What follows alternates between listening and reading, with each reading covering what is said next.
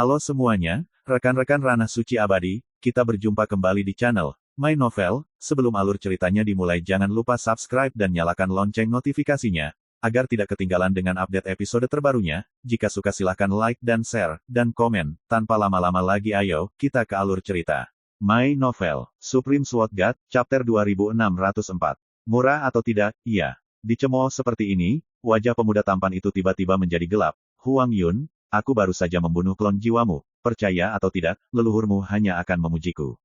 Wajah menyihir dan tampan pria berambut merah itu menunjukkan sedikit permusuhan. Di matamu, apakah aku terlihat seperti tipe orang yang mengandalkan kekuatan leluhurku untuk melakukan yang terbaik? Bocah tampan itu berkata dengan ekspresi kosong, ini tidak seperti kamu.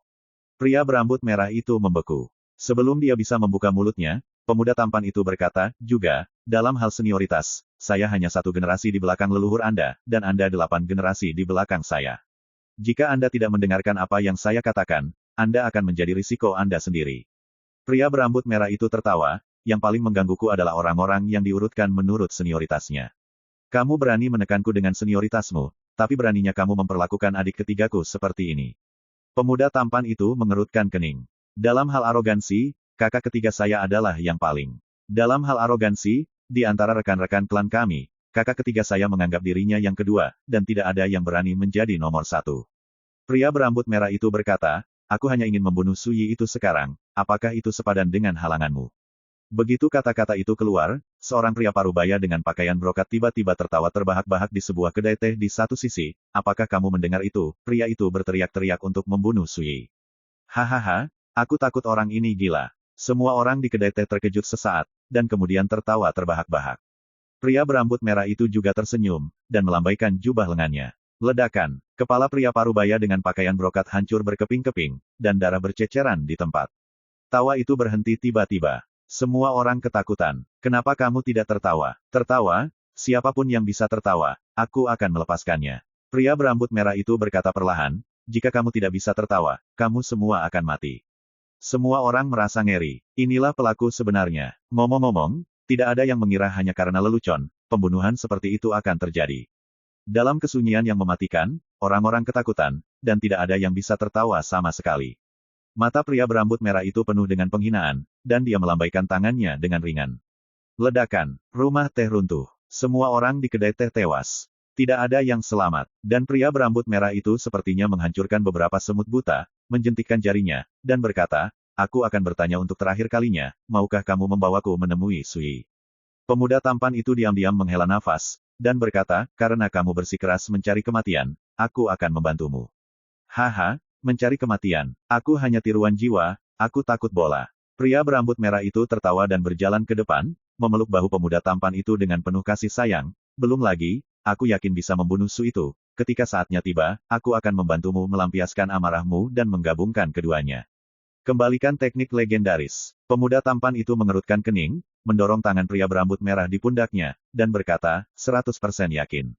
Kanan, pria berambut merah itu menyipitkan mata dan memamerkan, aku datang dengan persiapan kali ini.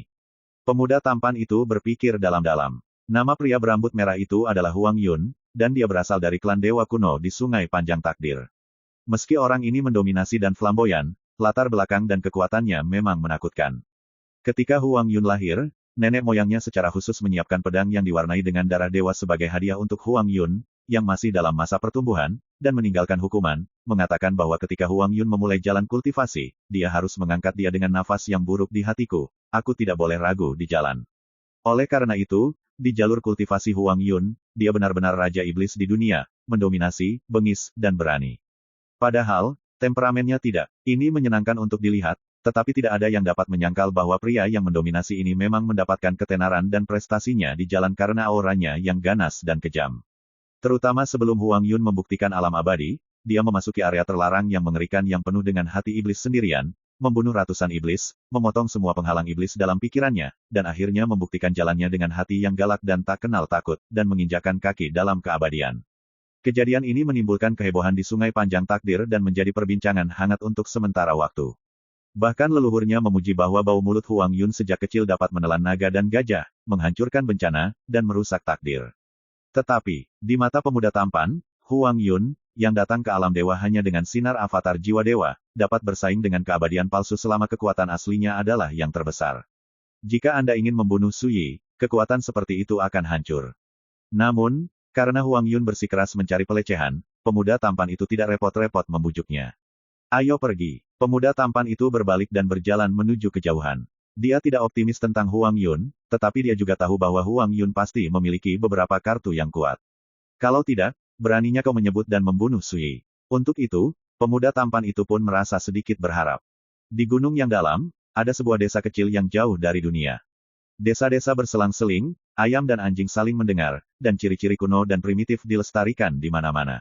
Ini seperti surga, ini bukan tempat rahasia, dan penduduk desa di desa bukanlah pertapa yang kuat. Seperti sebagian besar makhluk di dunia, orang-orang yang tinggal di desa adalah orang-orang tingkat terendah, dan kebanyakan dari mereka hanya mahir dalam seni mengolah roh dan memurnikan ki. Seorang pemuda yang baru saja kembali ke desa dari dunia luar dengan penuh semangat membual kepada penduduk desa tentang pengalaman dan wawasannya di dunia luar. Bao, penduduk desa berkumpul dan mendengarkan dengan penuh semangat, mereka pikir itu jauh lebih baik daripada legenda lama yang sudah sering terdengar di desa. Siapa Su Jianzun? Pedang di tangannya benar-benar bisa memotong bintang. Sepertinya Su Jianzun ini sangat kuat. Jika ada kesempatan, ketika bayiku besar nanti, biarkan dia bertemu dengan Su Jianzun ini. Jika dia bisa mempelajari beberapa keterampilan, dia pasti akan ahli dalam bercocok tanam, bukan untuk sebutkan kesuksesannya di masa depan. Mendengar komentar itu, pemuda itu sangat tertekan dan tidak tahu harus berkata apa untuk sementara waktu. Penduduk desa ini, yang belum pernah melihat dunia, hanya berpikir tentang bertani. Dari pengetahuan dangkal mereka, yang dapat mereka bayangkan adalah bahwa permaisuri di istana juga harus bertani, tetapi dia menggunakan cangkul emas, makan daging setiap hari, dan memiliki seseorang untuk melayaninya di malam hari. Adapun Su Jianzun, karena dia sangat kuat, dia pasti pandai bertani. Jangan katakan itu membosankan. Pemuda itu menggelengkan kepalanya. Setelah dia kembali dari dunia luar, dia menyadari bahwa penduduk desa di desa itu terlalu vulgar dan dangkal. Berbicara dengan mereka seperti berbicara dengan bebek, atau bermain piano dengan sapi. Penduduk desa ceria dan tidak keberatan, mengobrol dan tertawa dan pergi satu demi satu. Mereka lahir di sini, besar di sini, dan pasti akan menjadi tua di sini dan mati di sini di masa depan. Sama seperti nenek moyang mereka selama beberapa generasi, menjaga sepertiga dari 1 hektar tanah, menjalani hidup mereka sendiri. Di mata orang luar, mereka bodoh. Di mata mereka sendiri, desa terpencil yang terletak jauh di pegunungan ini adalah dunia mereka. Hei, siapa pria itu? Pemuda itu tiba-tiba menyadari bahwa di samping kebun sayur di halaman berpagar di kejauhan, ada seorang pria berjubah hijau sedang duduk. Bermain catur dengan Wu Abo di desa. Papan catur adalah lempengan batu kasar, dengan kisi-kisi berselang-seling yang diukir dengan sabit, dan bidak catur adalah potongan-potongan kecil kayu yang dibelah menjadi beberapa bagian.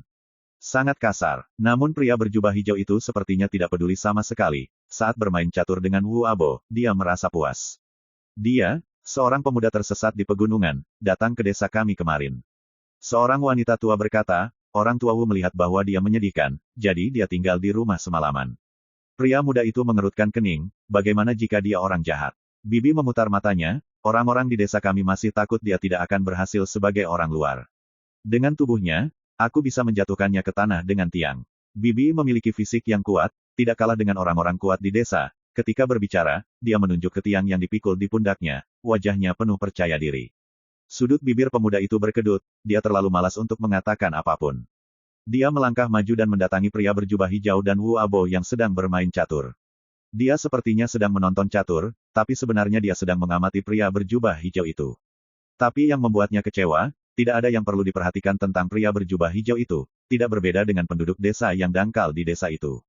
Itu benar, jika orang ini adalah seorang kultivator, bagaimana mungkin dia duduk di sebelah ladang sayur di mana kotoran baru saja dituangkan dan bermain catur dengan Pak Tua Wu, tetapi baunya sangat menyengat.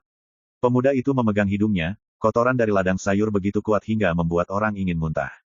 Pada akhirnya, dia masih tidak bisa menahan diri, mundur ke kejauhan, dan berjongkok di bawah pohon tua berleher bengkok, menyaksikan 2 orang bermain catur di kejauhan, dengan bingung. Dia kembali ke desa kali ini bukan karena iseng, tetapi karena dia benar-benar tidak bisa tinggal lebih lama lagi. Dunia dalam kekacauan, dunia kacau, dan ada badai berdarah di mana-mana. Melakukan, tidak peduli seberapa hati-hati Anda, karena dewa berperang, manusia menderita, dan kota yang baik dapat musnah di saat berikutnya. Ketika dia masih muda, dia ingin pergi ke beberapa kota besar untuk berjalan-jalan, tetapi ketika dia berjalan jauh dan melihat kota yang sangat makmur dari kejauhan, sebuah kecelakaan terjadi. Dia melihat kilatan api di langit. Saat berikutnya, kota ramai yang ingin dia capai meleleh seperti lilin yang menyala. Semua orang di kota musnah. Pada akhirnya, hanya sebidang tanah hangus yang tersisa di kota besar itu. Pada saat itu, pemuda itu tercengang, dan segera berbalik seolah terstimulasi.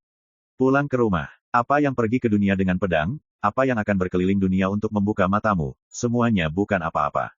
Dunia luar lebih berbahaya daripada pegunungan dalam dan hutan tua. Orang-orang dari dunia luar lebih menakutkan daripada serangga dan binatang buas yang bersembunyi di mana-mana di pegunungan. Dia tidak ingin tinggal lebih lama lagi. Sampai kembali ke desa, melihat wajah-wajah yang dikenalnya dan berjalan di jalan-jalan yang dikenalnya. Rasa takut dan kebingungan di hati pemuda itu tampaknya dipupuk dan dihibur oleh hujan musim semi, dan dia menjadi lebih nyaman.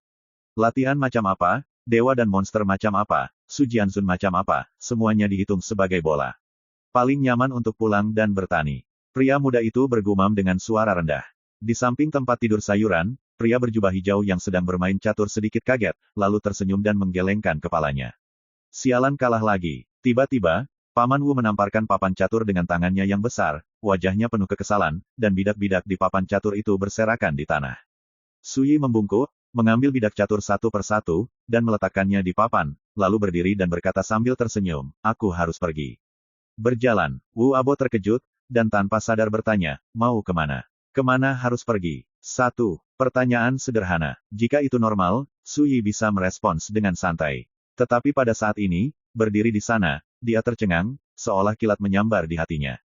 Kemana harus pergi? Ya, di mana cara mencari terobosan abadi sendiri? Di kejauhan, pegunungan terkurung berkabut. Tidak bisa melihat dengan jelas. My Novel, Supreme Sword God, Chapter 2605. Dari jalan menuju kesederhanaan. Hal yang sama sering terjadi pada pengetahuan dan kebenaran di dunia ini. Siapa kamu? Dari mana asalmu? Kemana kamu pergi? Obrolannya sangat sederhana, jika dipikir-pikir, tidak sulit untuk menemukan bahwa masalah pertama adalah mengenali diri sendiri. Pertanyaan kedua adalah niat awal memulai jalan. Pertanyaan ketiga adalah makna hidup. Bagi para pertapa, ini adalah proses melihat dunia, melihat semua makhluk hidup, dan melihat diri sendiri.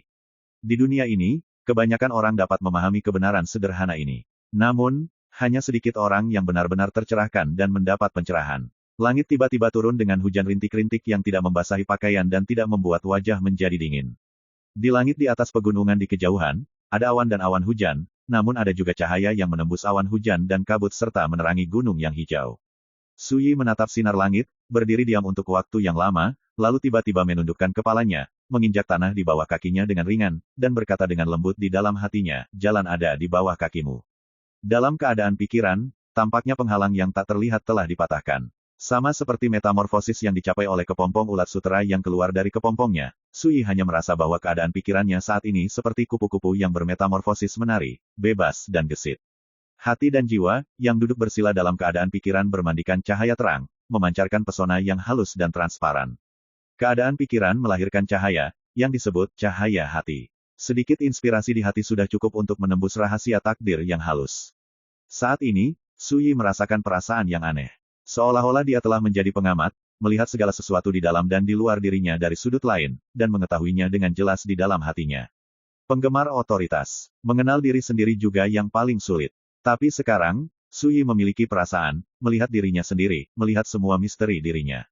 Dia melihat bahwa kekuatan api pada zaman itu bercampur dalam semangat, energi, dan semangat saya mengalir dalam kultivasi saya, dan akhirnya mengakar di lautan kekacauan dalam bentuk bibit. Di lautan kesadaran, ada banyak kekuatan terlarang yang tidak jelas pada tiga rantai Dewa Pedang Sembilan Neraka, seperti mantra aneh dan bengkok, memancarkan fluktuasi misterius dan berdebar. Melihat vitalitas yang melonjak dalam ki dan darah seperti lautan tak berujung, tak berujung. Melihat kekuatan hidup yang melonjak dan kental di sumber hidupku. Pemandangannya jelas di dalam hati, wawasan tentang seluk-beluknya, dan setiap detail terungkap. Lihat dunia, lihat semua makhluk, lihat dirimu. Suyi mengenang pengalaman berkeliling dunia dan berjalan di dunia selama periode waktu ini. Dia telah melihat perubahan di dunia dan masalah di masa-masa sulit. Dia telah melihat penderitaan semua makhluk dan kematian semua jiwa. Sekarang, dia memiliki wawasan tentang dirinya sendiri dan mengerti di mana jalannya berada. Sejauh ini, Suyi tahu di dalam hatinya bahwa di jalan keabadian, dia telah sepenuhnya mencapai tingkat Dzogchen dengan, tanpa keterikatan dan tanpa bentuk di jalan keabadian. 3 alam keabadian, yang dikembangkan olehnya sendiri telah sepenuhnya dipalsukan. Tingkat pertama, pelanggaran hukum. Lapisan kedua, tanpa awal dan tanpa akhir. Lapisan ketiga, tanpa kemelekatan dan tanpa bentuk. Jalan ini telah disempurnakan dan tidak ada kekurangan. Ini juga merupakan jalan baru yang dibuka oleh Su Yi sendiri. Ini benar-benar berbeda dari jalur 9 penyempurnaan abadi, sejak zaman kuno dan modern, tidak tertandingi di dunia dan unik di segala usia.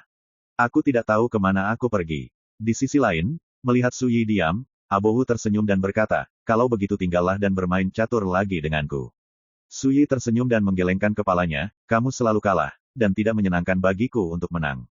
Paman Wu meniup janggutnya dan menatap, apakah kamu tidak tahu berapa banyak anak lagi yang akan kamu berikan kepadaku? Su Yi ya, tentu saja. Setelah berpikir sejenak, dia mengepalkan tinjunya dan berkata, kali ini, saya memiliki takdir, dan saya sangat berterima kasih atas keramahan orang tua saya. Jika Anda menemui masalah di masa depan, panggil saja nama saya, dan saya pasti akan menjawab. Saat berbicara, dia melepaskan sinar cahaya spiritual, yang diam-diam tercetak di tubuh Wu Abo. Cahaya hati kecil ini cukup membuat Su Yi merasa, dari hati ke hati, dimanapun dia berada saat Abo Wu memanggil namanya. Hanya membual, Wu Abo sangat tidak setuju, selain itu, saya hanya dalam masalah, mengapa saya membutuhkan bantuan Anda? Su Yi tersenyum, tanpa menjelaskan, berkata, nama saya Su Yi, Anda harus ingat dengan jelas. Oke, aku ingat. Paman Wu jelas tidak menganggapnya serius sama sekali, dan berkata, tunggu, aku akan membuat beberapa hidangan, dan kita berdua akan minum sepanci, aku akan memperlakukannya sebagai pesta perpisahan untukmu. Dengan mengatakan itu, dia menyelinap ke dapurnya. Su Yi, kamu, namamu Su Yi. Di kejauhan, pemuda yang duduk di bawah pohon tua berleher bengkok itu berdiri, mengapa orang tuamu berani memberimu nama ini, tanpa takut bencana? Su Yi terkejut, dan berkata, apa maksudmu? Pemuda itu dengan bersemangat berkata, apa maksudmu? Ini nama Su Jianzun. Kamu tidak menghormati Su Jianzun dengan memanggil nama ini. Su Yi tertawa. Anak muda, orang ini benar-benar punya nyali untuk tertawa. Saat ini, diam-diam, dua sosok muncul di kejauhan. Anak laki-laki yang tampan. Seorang pemuda berambut merah. Bodoh, dia adalah Su Jianzun yang kamu sebutkan, bagaimana mungkin dia tidak menghormati dirinya sendiri? Pemuda berambut merah itu tampak menghina. Dia adalah Su Jianzun. Orang-orang muda merasa seperti disambar petir, dan pikiran mereka menjadi kosong. Bagaimana sosok mitos seperti Su Jianzun bisa muncul di depan mereka? Pedalaman. Sebelumnya, bahkan mengabaikan bau kotoran, duduk di sana bermain catur dengan Pak Tua Wu. Bagaimana orang seperti itu bisa menjadi Su Jianzun? Pemuda berambut merah itu memalingkan matanya, menatap Su Yi, dan bertanya dengan bingung, seperti kamu, apa yang kamu lakukan di tempat yang begitu miskin? Desa ini begitu biasa-biasa saja, penuh jejak keprimitifan, keterbelakangan, dan kemandulan. Bahkan penduduk desa yang tinggal di sini adalah orang biasa tingkat rendah. Namun sayangnya, seseorang seperti Su Yi datang ke sini dan sepertinya sudah lama tinggal di sini. Ini secara alami membuat pemuda berambut merah dari atas sungai takdir merasa sangat terkejut dan bingung. Pemuda tampan itu berdiri di sana dengan tenang, tanpa mengucapkan sepatah kata pun, tetapi menatap Su Yi dengan tatapan waspada yang tak terlihat. Gerimis terus-menerus, dan pegunungan ditutupi bunga aster. Di dapur, Paman Wu sibuk memasak, dan di halaman, ayam dan bebek bermain berkelompok. Gumpalan asap masakan meringkuk di tengah hujan berkabut. Su Yi berbalik, menatap pemuda tampan dan pemuda berambut merah itu, dan menunjuk ke kejauhan, pergi dan tunggu aku 3.000 mil jauhnya. Setelah makan malam, aku akan menemuimu. Kata-kata itu acak, tetapi memiliki kekuatan yang tidak perlu dipertanyakan lagi. Pemuda berambut merah itu mengerutkan kening, dan hendak mengatakan sesuatu ketika dia ditangkap oleh pemuda tampan itu, dan berkata, bermurah hati, biarkan rekan Daois Su makan lengkap. Pemuda berambut merah itu langsung tersenyum dan berkata, tidak apa-apa, terpidana mati masih bisa makan enak dipenggal di jalan, bagaimana saya tidak bisa memuaskannya.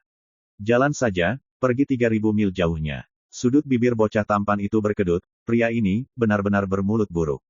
Saat berikutnya, sosok mereka berdua menghilang begitu saja. Su Yi, sebaliknya, berjalan ke halaman berpagar Paman Wu seolah-olah tidak terjadi apa-apa. Leher tua bengkok di kejauhan. Di bawah pohon, pemuda yang kembali ke rumah tersungkur di tanah, matanya linglung. Ini Su Jianzun, yang dikenal sebagai pembudidaya pedang nomor 1 di domain dewa. Tapi kenapa dia lebih seperti udik desa daripada dirinya sendiri? Orang muda tidak bisa mengetahuinya. Segera, Paman Wu memasak beberapa makanan sederhana, mengeluarkan sebotol anggur kotor, dan makan serta minum bersama Su Yi. Makanan itu, yang bahkan tidak bisa digambarkan sebagai teh sederhana dan nasi ringan, adalah acar-acar dan nasi merah basi. Bahkan minumannya sangat lemah. Namun, Sui makan dengan nikmat dan minum dengan gembira. Bagaimana keinginan nafsu makan dibandingkan dengan kegembiraan suasana hati. Bahkan kedatangan pemuda tampan dan pemuda berambut merah itu tidak merusak mood dan nafsu makan Sui. Di matanya, hari ini dia dapat benar-benar mengembangkan 3 alam keabadian, sampai titik Dzogchen, dan memelihara cahaya dalam pikirannya, semua karena, kemana harus pergi, Wu Abo. Pembicara tidak memiliki niat, tetapi pendengar memiliki niat. Bagi Sui, 2 kata yang polos dan sederhana itu seperti pukulan di kepala. Paman Wu bukanlah seorang biksu, tetapi hanya seorang petani yang jujur dengan kata-kata kasar dan tanpa pengetahuan atau penglihatan. Tapi bagi Sui, udik pedesaan di depannya tidak ada bandingannya dengan para master berpangkat tinggi itu. Makanan sederhana di meja ini jauh lebih penting daripada memperhatikan pasangan muda yang tampan itu. Puas dengan makanan dan minumannya, Sui berdiri dan memutuskan untuk pergi. Segera, Paman Wu mengambil sepasang ayam dan bebek, memasukkannya ke dalam keranjang bambu, dan memasukkannya bersama dengan keranjang bambu ke Sui, memintanya untuk membawa mereka pergi makan. Dia juga dengan serius memberi Sui sepanci anggur keruh. Xiao Su, jika kamu memiliki waktu luang di masa depan, datang dan temui aku, orang tua yang jahat. Kamu tidak perlu mengambil apapun, dan kamu tidak perlu memikirkan untuk membalas kebaikanmu. Mainkan permainan catur dengan saya, hanya. Cukup. Wu Abo tertawa dan berkata, ketika saatnya tiba, aku pasti akan memenangkan permainan untukmu. Sui tersenyum dan mengangguk. Su kecil, judul ini juga baru. Tetapi dia tidak tahu bahwa pemuda yang duduk di bawah pohon besar itu sangat terkejut hingga rahangnya hampir jatuh ketika melihat Paman Wu memanggil Sui seperti itu. Paman Wu sangat antusias dan mengirim Sui jauh-jauh ke pintu masuk desa, dan memberitahunya kemana harus pergi ketika melintasi pegunungan yang dalam dan hutan tua. Sampai saat perpisahan, Paman Wu tidak bisa menahan perasaan kecewa, dan melambaikan tangannya, Xiao Su, hati-hati. Sui tersenyum dan melambai sebagai jawaban. Segera, sosoknya menghilang. Tetapi di desa, di bawah pohon besar, pemuda yang pulang ke rumah tertegun, bertanya-tanya mengapa dia duduk di sini. Ngomong-ngomong, bagaimana dengan orang asing yang baru saja bermain melawan Paman Wu? Pemuda itu bangkit dan melihat sekeliling. Apa yang tidak dia ketahui adalah bahwa semua kenangan yang berhubungan dengan Sui dalam pikirannya telah menghilang secara diam-diam. Tidak lama setelah meninggalkan desa pegunungan itu, Sui menoleh ke belakang, dan melihat awan dan kabut menyelimutinya, hanya satu sudut desa yang terlihat. Di kubah hari itu, ada cahaya dari langit yang menembus awan dan kabut, dan memercik ke desa, bersinar terang. Desa Yunguang, ini adalah tanah terberkati saya di jalan menuju keabadian, dan juga merupakan titik awal bagi saya untuk membuktikan alam abadi. Sui berbisik di dalam hatinya, di masa depan, saat aku mengunjungi kembali tempat lamaku. Kemudian, dia menarik pandangannya dan melangkah pergi. 3.000 mil jauhnya. Di sini, kebetulan berada di tepi pegunungan. Baik anak laki-laki tampan maupun pemuda berambut merah sedang menunggu di sana. Namun, ketika mereka melihat Sui mendekat dari kejauhan, keduanya terkejut. Sui membawa keranjang bambu yang kasar dan tua. Di dalam keranjang bambu, sepasang ayam dan bebek sedang mengepakkan sayap dan berteriak. Berderak, satu setelah lainnya. Semua ini, biarkan Sui. Di sekujur tubuh, ada nafas fana dari lumpur dan pedesaan. My Novel, Supreme Sword God, Chapter 2606. Di bawah langit, pemuda tampan dan pemuda berambut merah itu memandang Sui yang sedang berjalan menuju kehampaan, dan ketika mereka mendengar kokok ayam dan bebek, mata mereka menjadi aneh. Semut-semut itu penuh dengan kekeruhan duniawi. Sebagai kamu, bagaimana kamu bisa rela bersama mereka? Pemuda tampan itu sangat bingung. Bahkan jika kamu ingin memurnikan pikiranmu di dunia manusia, tidak harus seperti ini. Zibukan ikan, kamu tahu kegembiraan ikan. Sui tersenyum. Untuk apa kamu di sini hari ini? Dia berdiri di sana, seluruh tubuhnya polos, seperti orang biasa, dia tidak memperhatikan dunia, hantu dan dewa tidak terkejut, sama seperti setiap rumput dan batu di tanah, yang dapat dilihat secara normal. Bahkan sikap dan ucapannya sangat damai. Namun semua itu membuat pemuda tampan itu sangat resah. Dia tidak bisa melihat. Saya hanya merasa bahwa Sui saat ini tidak dapat lagi digambarkan sebagai hal yang tak terduga. Dibandingkan dengan saat dia berada di Endless Battlefield saat itu, meskipun ujung tajam Sui tertahan, setiap gerakannya memiliki keberanian untuk memandang rendah dunia. Tidak seperti sekarang, biasa seperti batu. Apa yang harus dilakukan? Tentu saja untuk membunuhmu. Pemuda berambut merah itu melangkah maju, jejak kekerasan muncul di kedalaman matanya, dia menunjuk ke dadanya. Dengarkan dengan jelas, orang yang akan membunuhmu hari ini adalah Taois Huang Yun. Setiap kata bergema di langit. Udara dingin juga menyelimuti ladang di sekitarnya. Dukun, ada panggilan bebek yang menusuk. Segera setelah itu, ayam jantan berkokok, seolah berkata, "Hei kamu lagi ngapain?" Tiba-tiba, Atmosfer dingin yang asli hancur. Bocah tampan itu menahan diri untuk beberapa saat, tetapi akhirnya dia tidak bisa menahan diri dan tertawa terbahak-bahak. Terlihat dengan mata telanjang, pipi pria berambut merah itu memerah, dan matanya menakutkan. Ayam dan bebek adalah unggas paling umum di dunia, tetapi sekarang mereka meringkik tidak teratur, seperti ejekan, yang membuat pria berambut merah itu merasa terhina di dalam hatinya. Suyi tersenyum dan berkata, Huang Yun, kan? Kenapa kamu membunuhku? Mengapa kamu membutuhkan alasan untuk membunuh? Mata Huang Yun seperti kilat, dan seluruh tubuhnya penuh kekerasan. Aku ingin membunuhmu, jadi aku datang ke sini, sesederhana itu. Suyi berkata, menatap pemuda tampan itu. Kamu juga. Pemuda tampan itu dengan enggan berkata, aku berencana melakukan gerakan lain selama pertempuran Dingdao, tapi aku tidak bisa menahannya, aku tidak bisa meninggalkan Huang Yun sendirian. Pemuda berambut merah berkata tidak senang, siapa yang menyuruhmu bertarung? Tidak peduli. Mulai sekarang, kamu akan menonton pertempuran dari kejauhan dan jangan terlibat. Hatinya dia benar-benar ingin menoleh dan pergi, meninggalkan bajingan ini sendirian.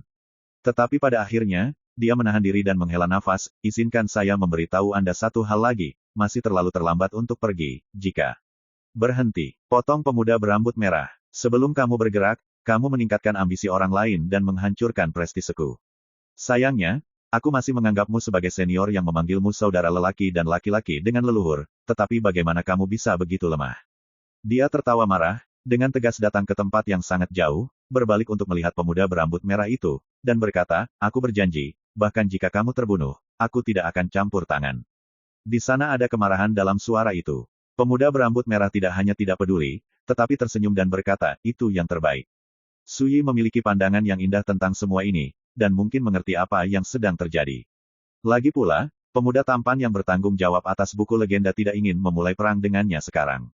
Tapi dia tidak bisa menolak pemuda berambut merah bernama Huang Yun ini, jadi dia harus menemaninya jalan-jalan. Apakah pemuda berambut merah ini bodoh? Tidak suka. Dari pandangan Suyi, meskipun pemuda berambut merah itu memiliki temperamen yang keras dan sombong, temperamennya terintegrasi sempurna dengan aura pembunuh, dan itu mulus, yang sama sekali tidak sebanding dengan karakter biasa. Sampai batas tertentu, ini juga kata-kata dan perbuatan dalam satu. Yang paling penting, Suyi sekilas tahu bahwa pemuda berambut merah ini adalah karakter yang menginjakan kaki di jalan abadi. Bahkan jika lawannya hanyalah klon jiwa, itu tidak boleh diremehkan. Aku tahu kamu memiliki banyak kartu yang kuat di tanganmu, jika tidak, orang itu tidak akan pernah mencoba membujukku untuk tidak membunuhmu. Pemuda berambut merah itu menatap Suyi. Tapi, aku tidak takut. Akan lebih baik jika aku bisa membunuhmu. Jika aku tidak bisa membunuhmu, itu tidak lebih dari mengorbankan klon jiwa, yang tidak ada artinya bagiku. Su Yiyun tersenyum ringan dan berkata, jika Anda memilih untuk tidak menggunakan kartu hall Anda, saya tidak keberatan memberi Anda kesempatan untuk menentukan hidup Anda dengan perjuangan dao besar. Benarkah? Mata pemuda berambut merah itu berbinar. Yang dia khawatirkan dan takuti adalah Su Yi memiliki kartu hall yang kuat di tangannya. Dalam perjalanan ke sini, pemuda tampan itu juga mengingatkan bahwa sarung busuk di tangan Su Yi sangat aneh dan menakutkan. Saat itu buku legendanya ditekan oleh sarung itu dan kehilangan 2 halaman. Meskipun, pemuda berambut merah itu juga memiliki kartu di tangannya, jadi dia tidak takut akan hal itu, tetapi jika dia dapat menentukan hidup dan mati dengan kekuatannya sendiri, itu tentu saja yang terbaik. Kali ini, sebelum Su Yi bisa membuka mulutnya, pemuda tampan di kejauhan sudah berkata, di Guts Domain, semua orang tahu bahwa Su Yi akan mengikuti kata-katanya dan tidak pernah mengingkari janjinya. Karena dia mengatakannya, dia pasti akan melakukannya. Memuji Su Yi, tetapi mengingatkan pemuda berambut merah apa yang harus dilakukan. Oke, ayo berjuang untuk yang teratas. Pemuda berambut merah itu setuju. Su Yi mengangguk dan mengingatkan, dalam 3 gerakan, hidup dan mati akan dipisahkan.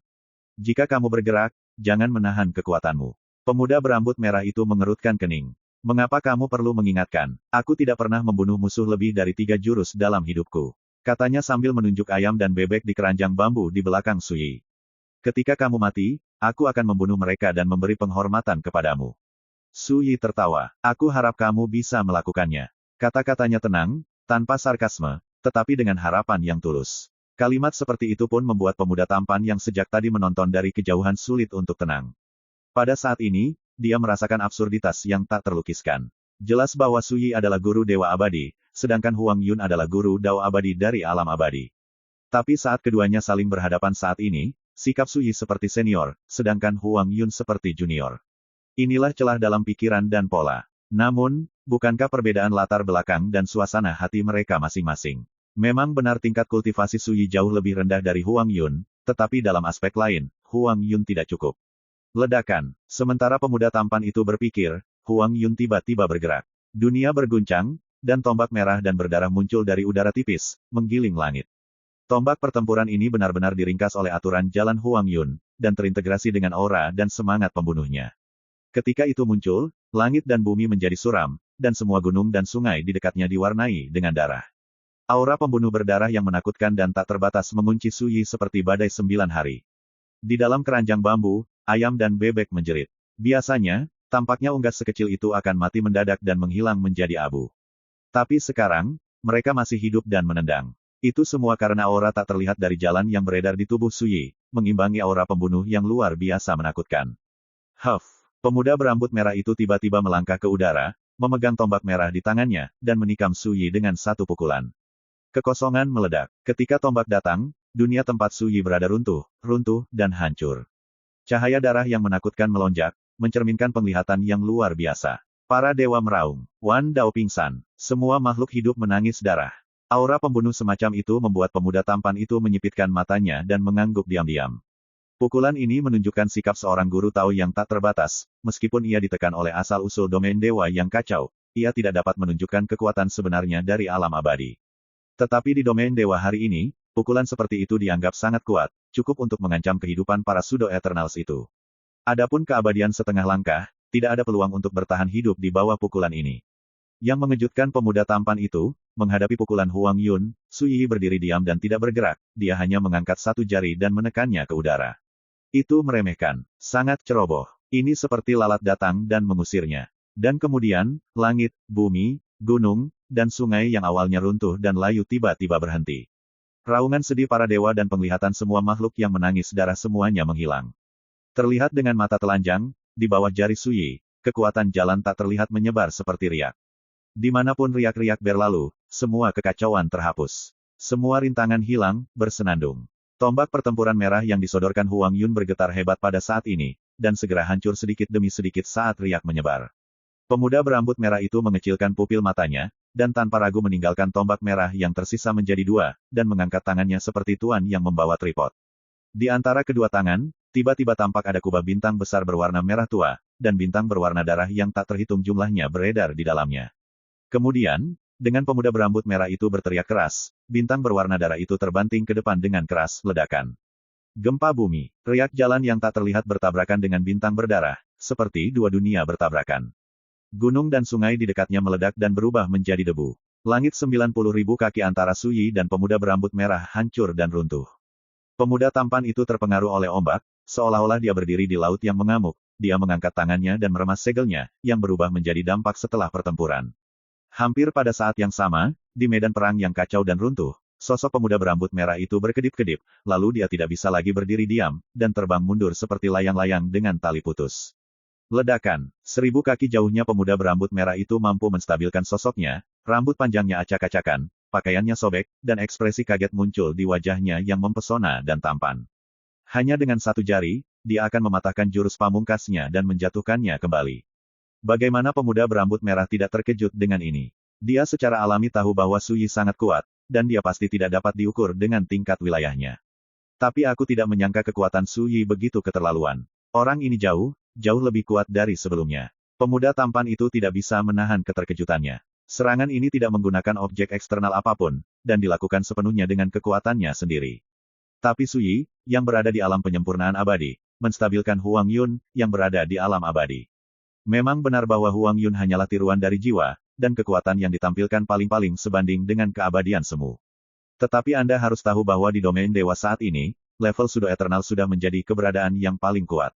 Namun, Suyi memukul mundur Huang Yun dengan jari yang ceroboh, bukankah ini berarti Suyi sudah memiliki kekuatan untuk mengalahkan keabadian semu?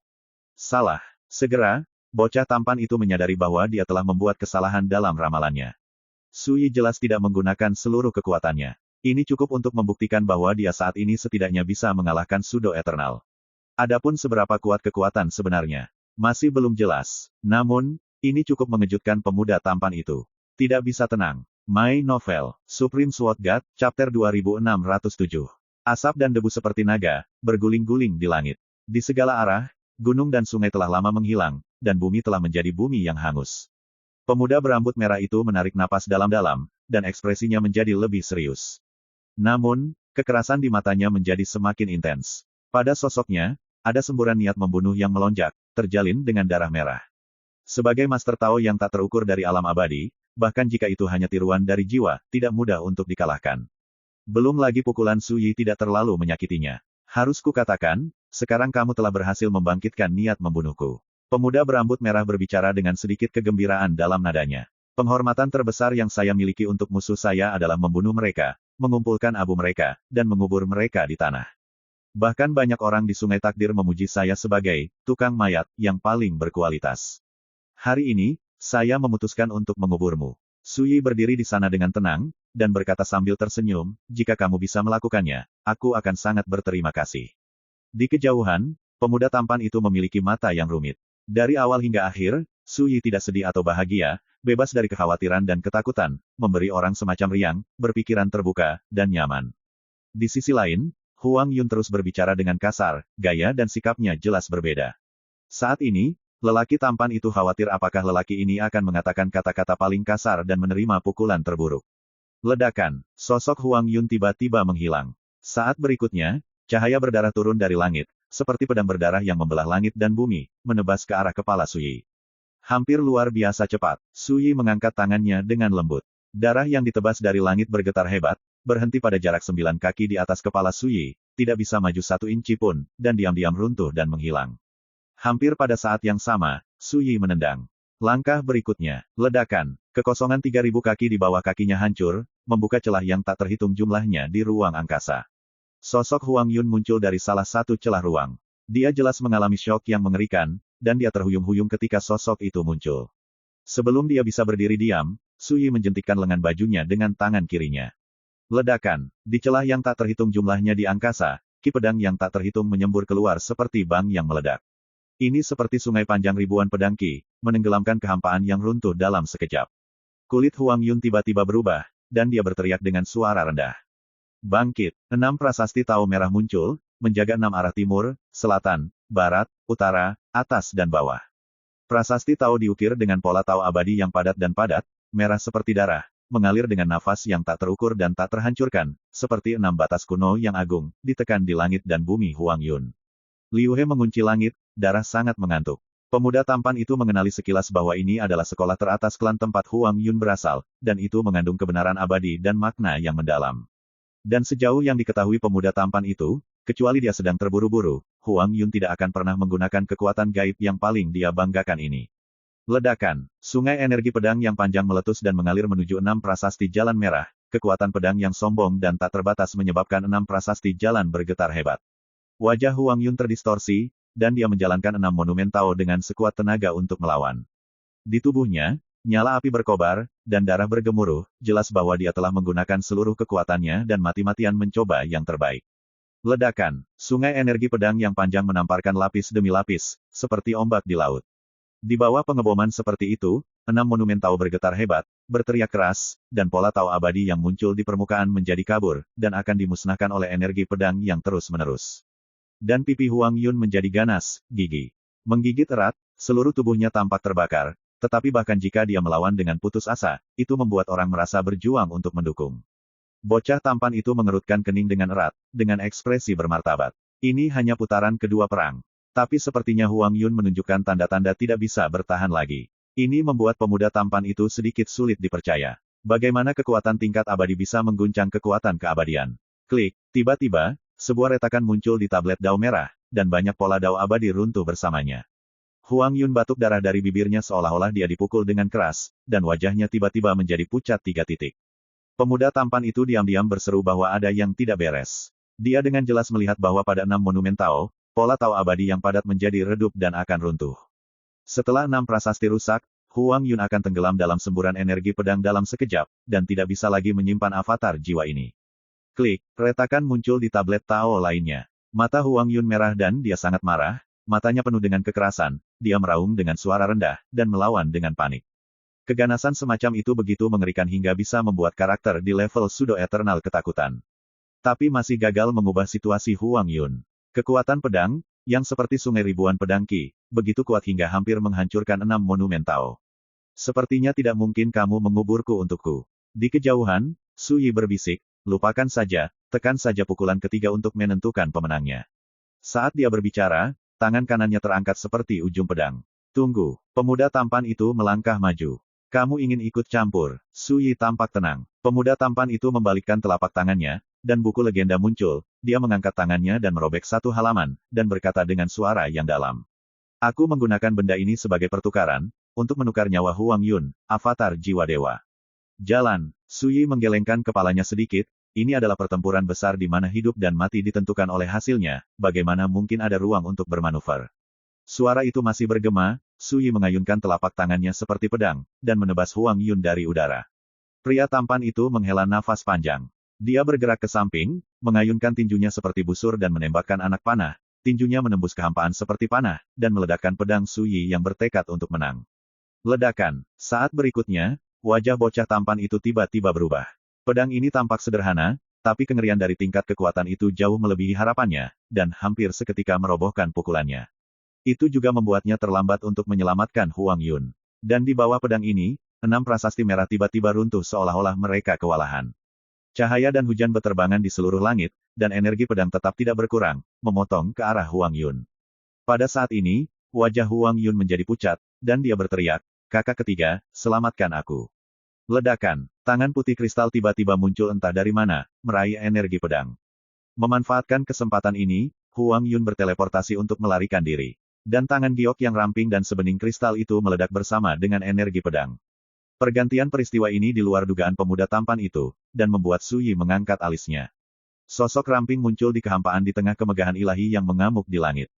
Rambut merah panjangnya diikat di belakang kepalanya, dan dia mengenakan pakaian pria lengan panjang hitam, kulitnya putih dan sebening kristal, dan wajahnya halus dan cantik. Sepasang alis hitam yang indah itu seperti bulan sabit di langit. Dia menyamar sebagai seorang pria, tetapi dia memiliki kecantikan yang unik. Namun, matanya sangat dingin, dan niat membunuh yang kuat mengepul di sekujur tubuhnya mendidih, menghancurkan bumi. Tidak peduli siapa yang melihatnya, mereka akan kagum dengan kecantikannya dan terkejut dengan niat membunuhnya. Lelaki muda yang tampan. Ternyata wanita berbaju hitam yang mirip wajah perempuan itu adalah Huang Yanhan.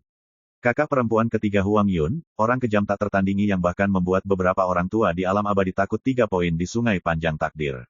Di klan di belakang Huang Yun pernah dipuji oleh leluhurnya karena roh jahatnya yang bisa menelan seekor naga gajah, menghancurkan bencana, dan merusak takdir. Namun, dibandingkan dengan Huang Yanleng, Huang Yun tidak diragukan lagi jauh lebih rendah. Bahkan leluhur keluarga mereka sangat sopan dan menyayangi Huang Yanleng, dan mereka tidak berani bergantung pada orang yang lebih tua. Nenek moyang tua ini sering mengeluh bahwa dia tidak lagi memenuhi syarat untuk mengajari Huang Yanleng cara berlatih. Pemuda tampan itu juga memiliki kesan mendalam pada Huang Yanhan. Wanita dengan wajah lembut seperti seorang gadis ini sebenarnya adalah orang yang kejam di jalan keabadian, dengan temperamen masam dan sombong, yang telah membunuh banyak tokoh senior di alam abadi dengan tangannya sendiri. Di Sungai Panjang Takdir, Huang Yanleng juga seorang guru Tao yang tak terbatas dengan reputasi yang sangat ganas. Beberapa orang memujinya karena gayanya yang tegas dan tak tertandingi. Beberapa orang takut akan kekuatannya yang ganas, dan takut padanya seperti harimau. Dan pada saat ini, wanita legendaris di Sungai Panjang Takdir ini muncul di lapangan. Namun, pemuda tampan itu melihat bahwa, tidak seperti avatar Huang Yun, Huang Yanleng di depannya adalah kekuatan kemauan. Pada saat yang sama, Su Yi juga melihat kemunculan tiba-tiba Huang Yanleng. Segera, ekspresi keheranan muncul di matanya, aura wanita ini membuatnya merasakan tekanan yang tak terlihat. Kakak ketiga, Huang Yun sangat bersemangat, dan berjalan ke Huang Yanleng. Untung kamu muncul tepat waktu, jika tidak, klon jiwaku akan habis. Huang Yun sebelumnya sangat arogan dan mendominasi, dengan aura kekerasan di sekujur tubuhnya. Tapi saat dia berada di depan Huang Yanleng, dia menurunkan alisnya dan gemetaran. Itu semacam kekaguman dari lubuk hatinya. Sekarang itu. Namun, hidup dan mati adalah perbedaan antara hidup dan mati dalam perjuangan besar, mengapa Anda meminta bantuan? Huang Yan berbicara dengan dingin, dengan daya tarik unik dalam suaranya yang dingin. Huang Yun segera menundukkan kepalanya, ekspresinya berubah. Wajah Huang Yanlen yang indah dan cantik tenang tanpa fluktuasi emosional, dan berkata, kamu sudah kalah, jadi kamu harus mengakhirinya sendiri, jangan kehilangan muka klan.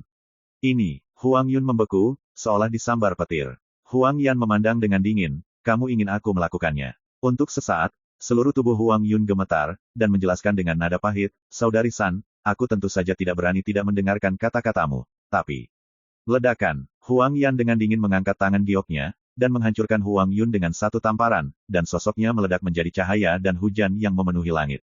Di tengah pidatonya, dia tiba-tiba berhenti.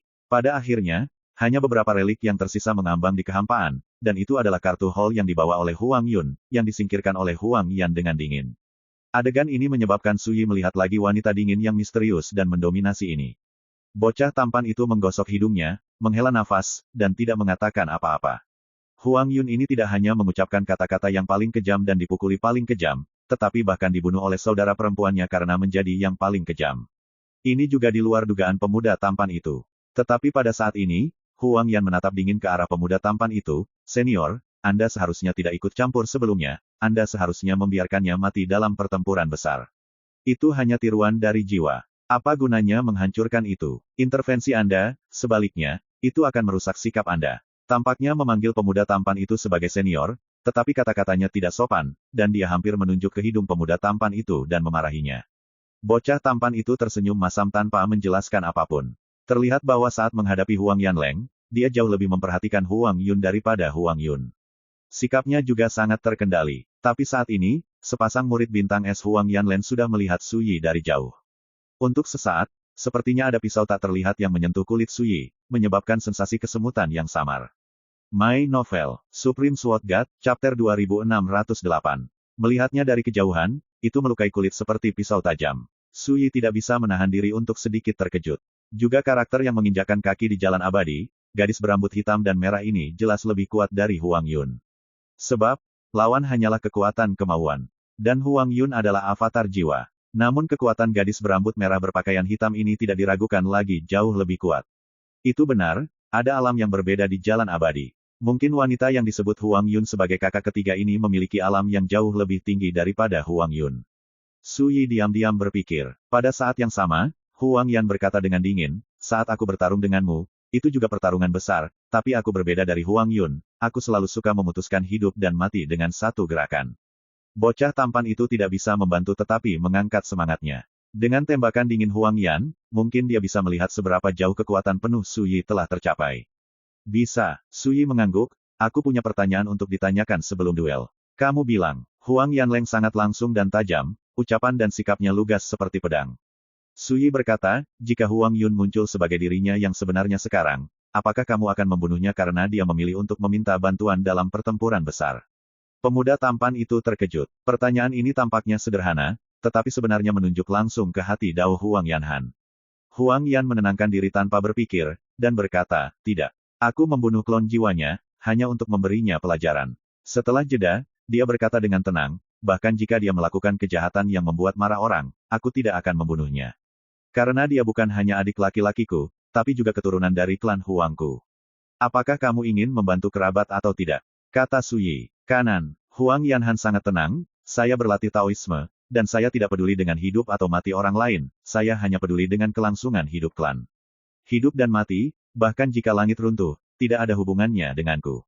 Dipahami, Suyi mengangguk. Tidak ada lagi yang bisa dikatakan. Dia awalnya berpikir bahwa Huang Yanleng adalah orang dengan garis bawah dan kegigihannya sendiri, jadi dia akan membunuh Huang Yun setelah dia melihatnya meminta bantuan dalam pertempuran di jalan.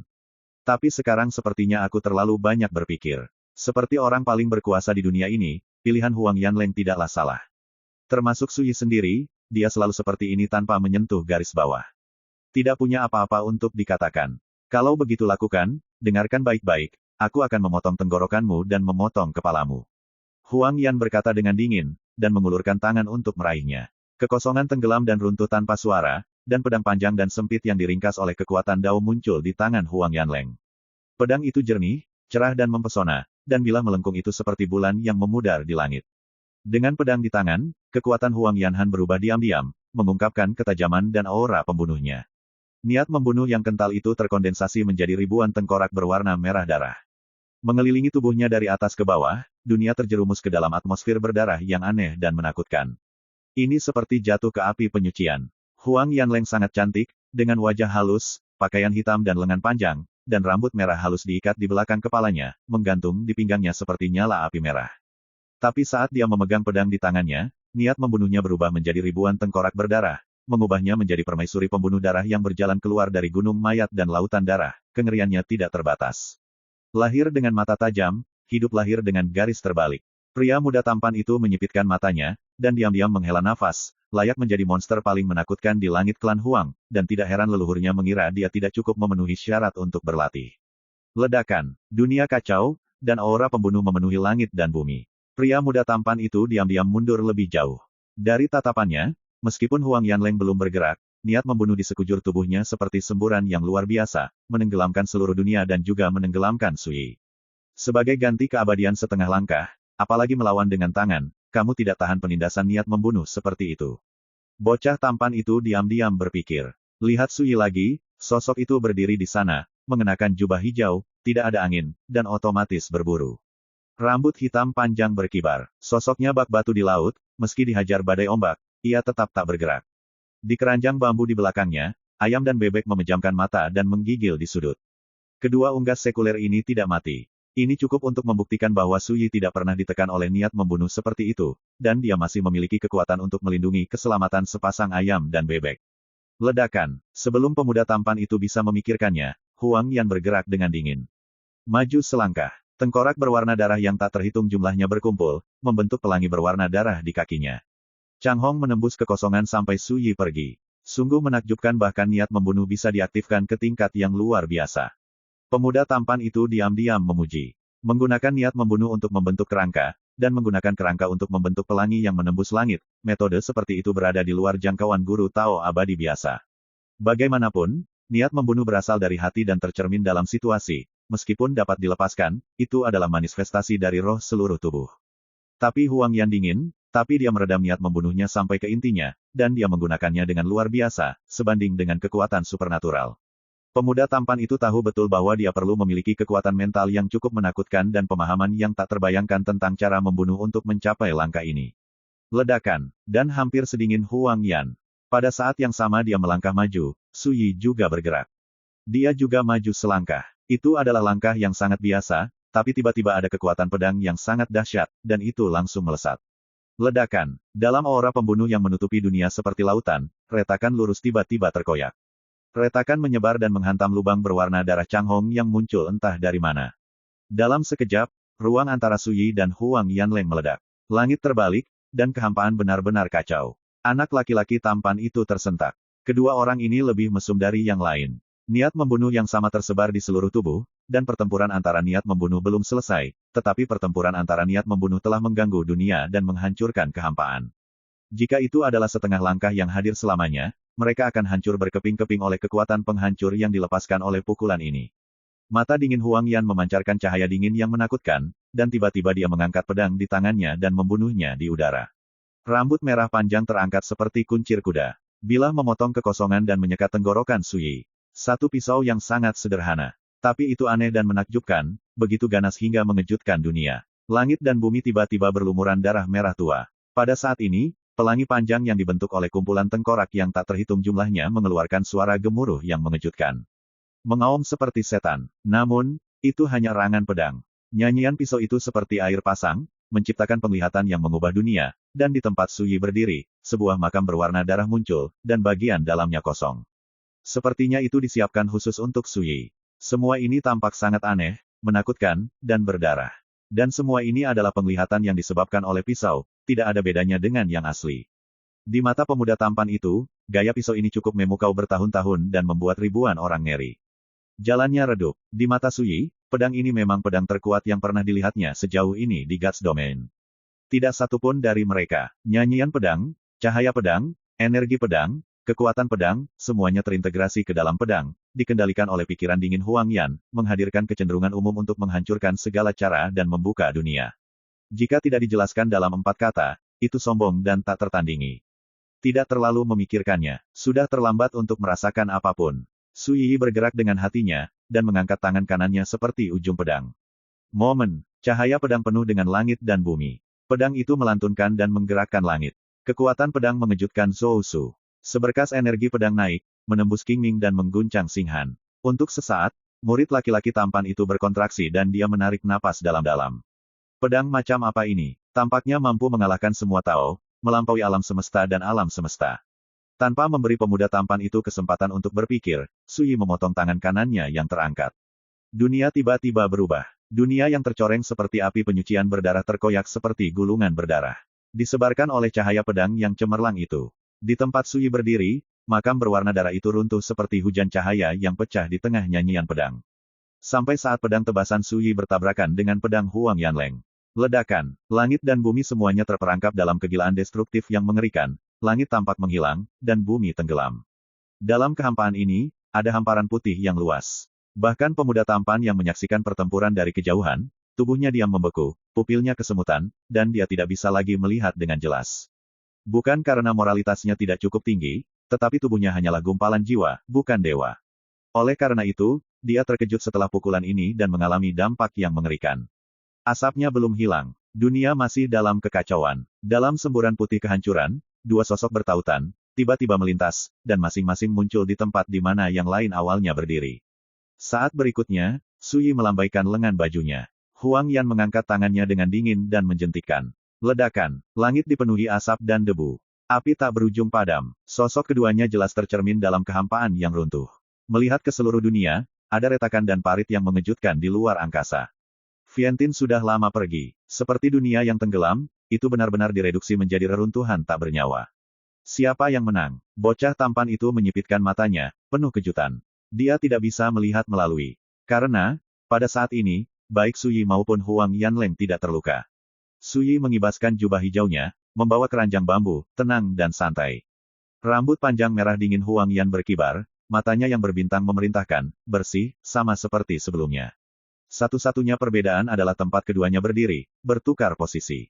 Mungkinkah tidak ada pemenang? Jika demikian, bagaimana bisa satu langkah menentukan hidup dan mati? Saat pemuda tampan itu memikirkan hal ini, Huang Yan berkata dengan dingin di tengah medan perang, berapa banyak kekuatan yang telah kamu gunakan? Sui berkata, 60%. Huang Yan terdiam, tapi pemuda tampan itu tertegun. 60%. Dalam pertempuran Dao bahwa satu langkah menentukan hidup dan mati, Sui masih menyimpan kekuatannya dan hanya menggunakan 60% dari Dao Xing. Pada saat ini, pemuda tampan itu hampir tidak mempercayai telinganya, dan hatinya bergolak. Dan kamu? Sui bertanya. Huang Yan berkata dengan dingin, sejauh menyangkut kemauan saya tidak keberatan. Saat dia mengatakan itu, dia tiba-tiba mengangkat matanya dan menatap Sui, lain kali, aku akan menggunakan avatar Dao, dan pada saat itu, hidup dan mati akan ditentukan. Tajam seperti pisau. Feng, sedingin biasanya. Tapi pemuda tampan itu samar-samar merasakan bahwa kata-kata Huang Yanhan dipenuhi dengan antisipasi. Wanita menakutkan dengan reputasi sengit di Sungai Panjang Takdir ini tampaknya telah berhasil dirangsang oleh Su Yi untuk menang. My Novel, Supreme Sword God, Chapter 2609. Suara dingin Huang Yanhan masih bergema, dan sosok ramping dan anggun itu tiba-tiba menghilang ke langit dengan cahaya dan hujan. Melihat ini, pemuda tampan itu tidak bisa menahan nafas. Huang Yanleng, seorang pembudidaya pedang wanita yang ganas di Sungai Panjang Takdir, adalah eksistensi yang ditakuti oleh beberapa guru Tao yang lebih tua. Tapi kemauannya, kalah dalam pertempuran dengan Su Yi. Kalah dari 60% kekuatan Su Yi. Kenapa menghela napas? Su Yi menatap pemuda tampan itu. Aku tidak menyangka kamu saat ini telah banyak berubah dibandingkan beberapa tahun yang lalu. Anak laki-laki tampan itu memiliki mata yang rumit. Saat itu, ketika Su Yi kembali dari Endless Battlefield, dia tidak bisa melakukan apapun pada avatar Die.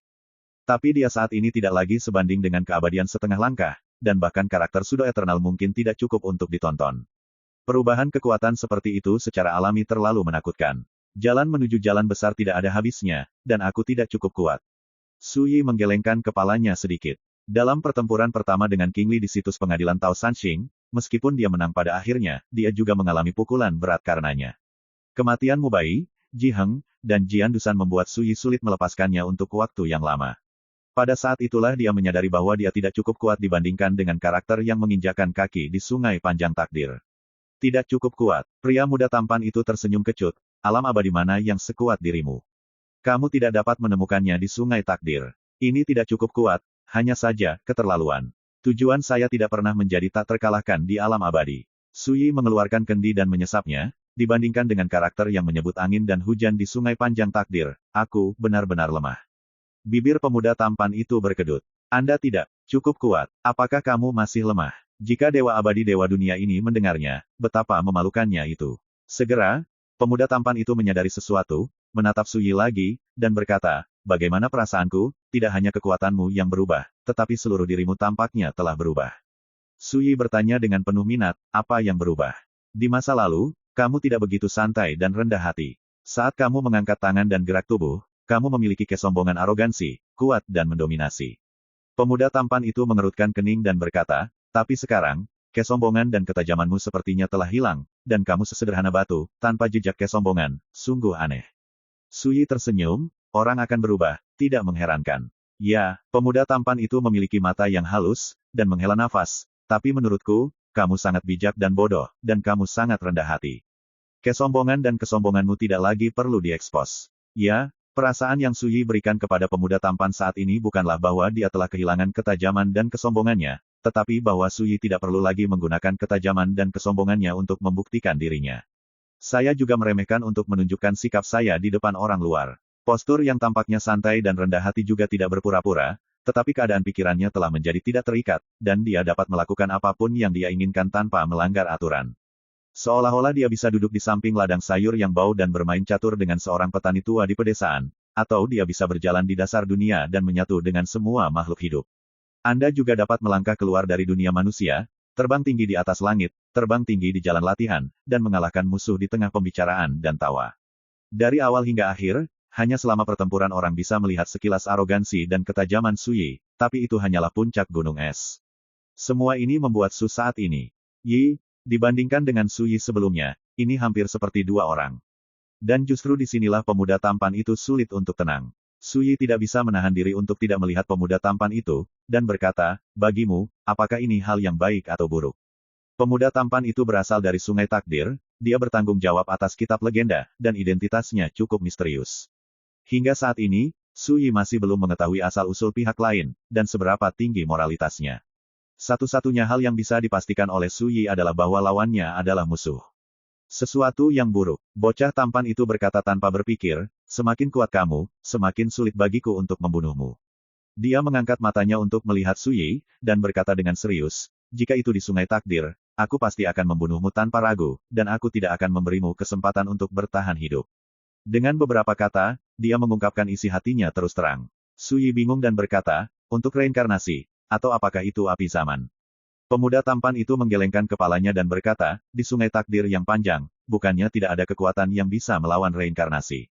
Meskipun api zaman ini sangat langka, di mataku, itu hanyalah sebuah benda asing yang tidak bisa ditemukan. Alasan sebenarnya ya, berbicara tentang ini, dia diam. Perseteruan darah, kata Suyi. Pemuda tampan itu tidak menyangkalnya, dan berkata, karena kamu masih belum memahaminya, kamu tidak perlu mempedulikannya. Ketika kamu memahaminya, kamu akan mengerti bahwa kita ditakdirkan untuk hidup selamanya. Nadanya sangat datar, tidak ada kata-kata kasar, tidak ada dendam dan dendam. Tapi ada rasa tekad dalam nada itu. Suyi tiba-tiba mengerti bahwa keluhan antara pemuda tampan dan dirinya kemungkinan besar terkait dengan kehidupan keduanya. Kalau begitu kita akan membicarakannya nanti, kata Suyi, melangkah maju.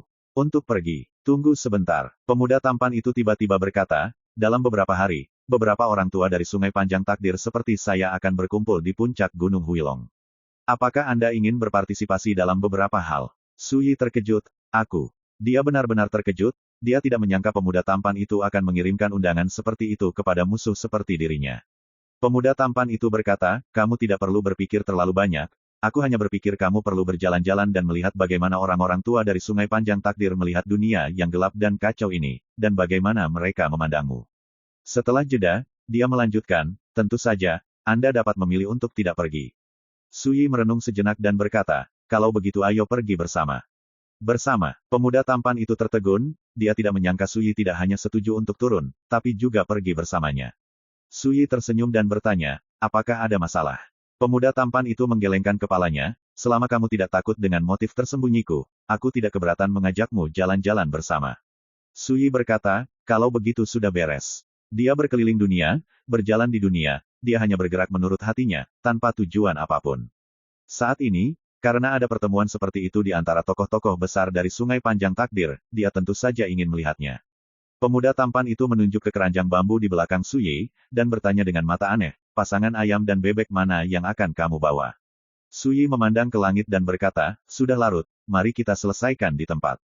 Setelah beberapa saat, seekor ayam panggang dan bebek panggang muncul di api unggun, apinya membeku hingga berwarna kecoklatan dan berminyak, dan aromanya meresap ke udara. Su Yi duduk di tanah dan akan segera.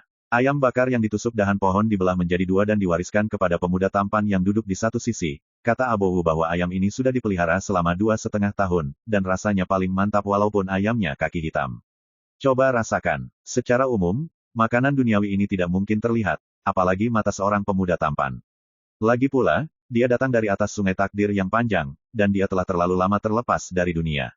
Bahkan jika itu adalah makanan dan minuman semuanya adalah makanan kelas 1 di jalan, bagaimana mungkin memakan anak ayam berkaki hitam yang telah dibesarkan selama 2,5 tahun. Tapi sekarang, dia dengan senang hati mengambilnya dan melahapnya sampai mulutnya penuh dengan makanan berminyak. Su Yi juga sedang makan. Hal-hal duniawi tidak termakan, juga tidak enak rasanya, tetapi mereka tidak memiliki aura. Keduanya berjongkok di dekat api unggun, memakan ayam, dan berbagi bebek, dan sesekali minum seteguk anggur, yang cukup menyenangkan. Jika mereka dilihat oleh orang lain, itu tidak terbayangkan, salah satu dari dua orang ini adalah pendekar pedang nomor 1 yang mengguncang langit, dan yang lainnya adalah eksistensi misterius dari sungai panjang takdir. Hal yang paling tidak masuk akal adalah keduanya masih menjadi musuh bebuyutan. Di masa lalu, saya bercakap-cakap dengan seorang lelaki tua yang sedang duduk di tahta Kaisar Abadi. Ketika berbicara tentang latihan keadaan pikiran, yang paling mengesankan saya adalah apa yang dia katakan. Puas dengan makanan dan anggur, pemuda tampan itu menyedot giginya dengan nyaman, dan dia berkata bahwa keadaan pikiran sekecil 1 inci, tetapi sangat besar dan dapat menampung ribuan harta benda. Jika Anda ingin mengasah pikiran dan jiwa Anda di jalan yang kekal, Anda perlu membuat pikiran Anda melakukan 2 hal. Salah satunya adalah bahwa pikiran adalah seperti seekor naga yang tersembunyi, bergerak di langit berbintang ketika ia besar, dan bersembunyi di dalam debu kecil ketika ia kecil, tidak terlihat seperti debu, tidak berbahaya seperti rumput dan pohon, begitulah disebut kesempatan untuk mengubah keadaan pikiran. Kedua, hati itu seperti menyalakan lampu. Itu menembus yang halus, menerangi pikiran, sehingga seseorang dapat melihat diri dan melihat sifat sejati diri sendiri. Petik 2. Sayangnya, mengetahui lebih mudah daripada melakukan. Dao ada di sana, tetapi jika Anda ingin memegangnya di tangan Anda, itu seperti orang biasa yang menjangkau untuk mengambil bintang. Bagaimana bisa dengan mudah dijangkau? Pemuda tampan itu menghela nafas, sekarang aku melihatmu, aku menyadari bahwa kamu mungkin tidak tahu apa itu, hati dan jiwa, tetapi keadaan pikiranmu telah berubah begitu banyak sehingga kamu memiliki pesona menyelam ke dalam jurang dan melakukan apapun yang kamu inginkan. Inilah dirimu hari ini. Pertempuran pertama paling menyentuhku. Saya tidak tahu apa itu hati dan jiwa. Su Yi tersenyum, bisakah dia memberitahu pihak lain bahwa dia tidak hanya tahu apa itu jiwa, tapi dia sudah memadatkannya. Selain itu, atas dasar hati dan jiwa, cahaya hati telah dipadatkan. My Novel, Supreme Sword God, Chapter 2610. Su Yi tidak pernah berniat pamer, juga tidak repot-repot melakukannya. Kata-kata pemuda tampan itu justru membuatnya penasaran, jadi kamu belum memadatkan jiwamu. Tidak, pemuda tampan itu berkata, orang tua yang saya ajak bicara menyentuh ambang pemadatan jiwa. Itu sudah lama sekali, tidak ada kecelakaan. Orang tua itu mungkin telah memadatkan jiwa sekarang. Saat dia mengatakan itu, jejak kecemburuan yang tak terlihat tidak bisa tidak muncul di alis pemuda tampan itu. Su Yi berkata, siapa orang itu? Lu Hongpao, salah satu dari 9 kaisar surgawi dari alam surga abadi. Semua orang di dunia memanggilnya Kaisar Langit Jubah Merah. Pria muda tampan itu berkata dengan santai, mengenakan jubah merah, menutupi langit dan matahari, di atas keabadian, ada kegelapan. Dia adalah teman lamaku, dan kaisar yang paling aku kagumi, tidak ada bandingannya. Mengenakan jubah merah, menutupi langit dan matahari. Di atas keabadian, semuanya adalah kegelapan. Su Yi tidak bisa menahan diri untuk tidak mengangkat alisnya, dan mengingat nama Lu Hongpao di dalam hatinya. Kembali ke Longshan, sebuah gunung yang kurang dikenal yang terletak di wilayah benua Fangu Divine. Gunung itu terjal, dan terlihat seperti naga panjang yang melingkari sekelilingnya, sehingga dinamai Huilong. Hari ini, pertemuan yang tidak diketahui dunia akan diadakan di puncak Gunung Huilong. Gunungnya tidak tinggi, tetapi ada yang abadi. Kami orang tua dari Sungai Panjang Takdir berkumpul di sini, dan itu pasti akan menjadi cerita yang bagus di domain dewa ini di masa depan, dan itu akan diwariskan selama berabad-abad. Petik 2. Dalam kehampaan, di kapal harta karun, seorang pria berjubah Konfusianisme dengan kipas bulu di tangannya tersenyum dan berbicara. Itu juga tergantung pada apakah masalah hari ini bisa dinegosiasikan. Di satu sisi, seorang lelaki tua kecil dengan sosok rendah dan mata tegas berkata tanpa ekspresi. Pria berjubah Konfusianisme berkata dengan lembut, terserah orang, saya percaya. Saya percaya bahwa kami akan dapat mencapai kesepakatan antara Liga Wandao yang kami dukung dan Liga Changtian Dao yang dipimpin oleh Lucy. Petik 2. Jadi yang terbaik. Pria tua kecil itu mengangguk sedikit. Saat berbicara, pria berjubah Konfusianisme tiba-tiba menoleh dan melihat ke daratan yang jauh. Di tanah, ada dua orang trekking. Salah satunya adalah anak laki-laki tampan dengan pakaian abu-abu, dan yang lainnya adalah pria berpenampilan biasa dengan pakaian hijau. Ketika pria berjubah Konfusianisme melihat ke atas, pemuda tampan itu sepertinya merasakan sesuatu, dan menoleh untuk melihat ke atas. Segera, pemuda tampan itu menghentakkan kakinya, tersenyum tipis, dan tidak berkata apa-apa. Pria berjubah Konfusianisme itu mengangguk, lalu memalingkan muka, sebagai salam. Aku tidak menyangka orang tua Wang Ziwu akan datang ke sini. Pria berjubah Konfusianisme mengerutkan kening, apakah Anda tahu siapa yang mengundangnya ke sini? Pria tua kecil itu menggelengkan kepalanya, pertemuan Hui Longshan hari ini diprakarsai oleh guru Tao Lucy. Semua tokoh terkemuka dari Sungai Panjang Takdir harus diundang. Setelah jeda, dia berkata, namun, saya benar-benar tidak menyangka Wang Ziwu akan datang untuk ikut bersenang-senang. Wang Ziwu, seorang guru Tao yang tak tertandingi di Sungai Takdir yang panjang, dia berjalan sendirian, melakukan jalannya sendiri, dan asal-usulnya misterius dan tidak dapat diprediksi. Orang ini juga baik dan jahat, baik dan buruk, temperamental, dan memiliki sedikit teman. Tapi tidak ada yang bisa menyangkal bahwa Wang Ziwu sangat kuat. Di wilayah langit abadi, semua orang tahu bahwa Wang Ziwu mengendalikan kitab legenda, jadi dia selalu menyandang gelar penguasa legenda. Tidak masalah jika dia ada di sini, ambil kesempatan ini dan coba tarik dia ke kamp kita. Kata pria berjubah Konfusianisme. Pria tua kecil itu terdiam beberapa saat, dan berkata, saya khawatir ini tidak akan mudah. Coba saja, pria berjubah Konfusianisme itu tersenyum. Saat berbicara, kapal harta karun tempat mereka berada kosong. Tersapu ke arah kembali ke Longshan. Pada saat yang sama, kedua orang itu, satu adalah Yu Qiang dan yang lainnya adalah Tai Yulei. Mereka berasal dari pengadilan Tao Nantian, dari silsilah Dao Abadi dari Sungai Takdir. Pemuda tampan itu berbicara dengan fasih, mereka semua adalah orang-orang berpangkat tinggi dan berkuasa, tetapi mereka semua hanya kekuatan kemauan. Bahkan jika mereka senioritas tinggi dan basis kultivasi tinggi, di domain dewa ini, mereka pasti tidak akan bisa untuk mengalahkan Huang-Huang, yang lebih rendah dari senioritas dan basis kultivasi mereka. Nyala api dingin. Sui menyesap anggur dan berkata, bagaimana kamu bisa melihatnya? Ini sangat sederhana. Jika kultivasi saya ditekan ke alam keabadian, saya pasti tidak akan menjadi lawan Anda. Pria muda tampan itu tersenyum dan berkata, di domain dewa hari ini, kami orang tua dari Sungai Panjang Takdir semuanya terancam oleh kekacauan yang berasal dari domain dewa, dan tekad kami hampir pada level yang sama. Ini setara dengan ranah yang sama, tetapi latar belakang dan metode Huang Yanleng lebih baik daripada orang-orang tua itu. Sui segera mengerti. Memang, jika alamnya sama, dia berpikir bahwa tidak peduli siapa yang datang, bahkan jika itu adalah karakter setingkat Kaisar Surgawi, dia akan benar-benar tak terkalahkan. Hal yang sama berlaku untuk Huang Yanleng. Mereka pengadilan Tao Nantian adalah pendukung, pengadilan Surgawi 5 Kaisar, yaitu pendukung Liga Wandao. Seperti yang dikatakan pemuda tampan itu, mau tidak mau dia bertanya dengan rasa ingin tahu, bukankah Liga Wandao mengundang Anda untuk bergabung beberapa waktu lalu? Mengapa Anda tidak mengungkapkan pendapat Anda, sehingga Anda mendapat banyak kritik dan fitnah dari dunia? Sui berkata, aku sedang tidak mood. Pemuda tampan itu mengangkat ibu jarinya dan berkata sambil tersenyum, ini benar-benar tidak mood. Apa Liga Wandao? Hal-hal apa yang dipedulikan orang-orang di dunia, saya sedang tidak mood untuk mempedulikannya, sesederhana itu. Suara mendesing. Di bawah langit di kejauhan, cahaya menyilaukan tiba-tiba muncul. Lampu, cahaya yang keluar seperti api, kemanapun ia lewat, ia mengoyak kekosongan menjadi retakan lurus yang terlihat seperti cahaya matahari terbenam, dan berwarna merah seperti terbakar. Hei, ini kamu bajingan tua. Sinar cahaya itu tiba-tiba berhenti, dan berubah menjadi lelaki tua berjanggut putih dengan jubah piton dan mahkota. Dia memandang pemuda tampan di kejauhan, sebagai Wang Ziwu, mengapa kamu di sini untuk ikut bersenang-senang? Wang Ziwu, baru saat itulah Sui mengetahui nama bocah tampan itu. Kamu bisa datang, mengapa aku tidak bisa datang? Pria muda tampan itu berkata dengan enteng. Pria tua berjubah boa berjanggut putih menyipitkan matanya dan berkata sambil tersenyum, jangan salah paham, saya tidak punya pendapat, dan saya tidak berani mengomentari apa yang akan Anda lakukan Wang Ziwu. Saat dia mengatakan itu, dia mengalihkan pandangannya untuk melihat Sui, siapa rekan Tao ini. Bocah tampan itu berkata, kamu tidak pantas tahu. Pria tua berjanggut putih dan jubah boa membeku, senyum di wajahnya langsung menghilang, dan dia membuka mulut untuk mengatakan sesuatu. Pemuda tampan itu menunjuk ke kejauhan, cepat keluar. Anda, pria tua berjubah piton dengan janggut putih itu sangat marah sehingga dia tidak bisa menahan wajahnya. Tetapi pada akhirnya, dia pergi tanpa berkata apa-apa. Ada sedikit rasa jijik di mata pemuda tampan itu, benda tua ini telah menghilang selama bertahun-tahun, dan dia berani memanggil saya dengan nama saya secara langsung.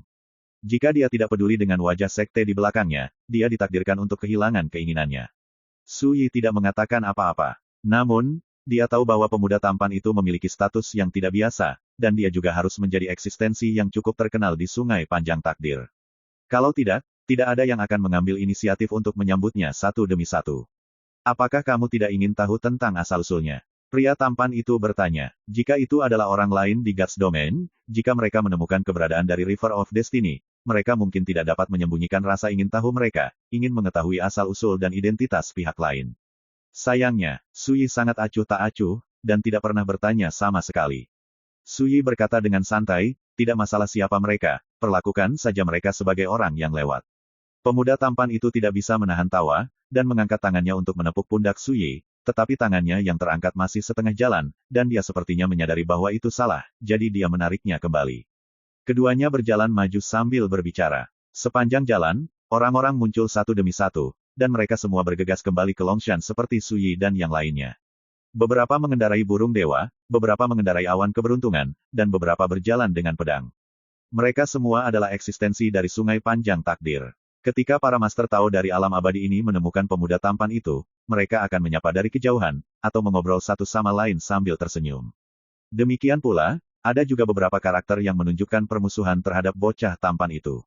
Seorang lelaki kurus bermandikan guntur emas menunjuk ke arah Wang Ziwu dari kejauhan, dan mengutuk, setelah pertemuan di Longshan, kamu, Wang Ziwu, jangan pergi.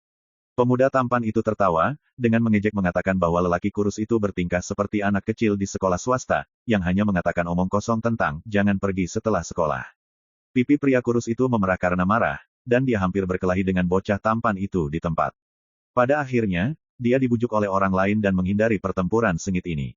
Adegan ini membuat Su Yi akhirnya mengerti bahwa pemuda tampan itu tidak hanya mengenal banyak orang, tetapi juga menyinggung banyak orang.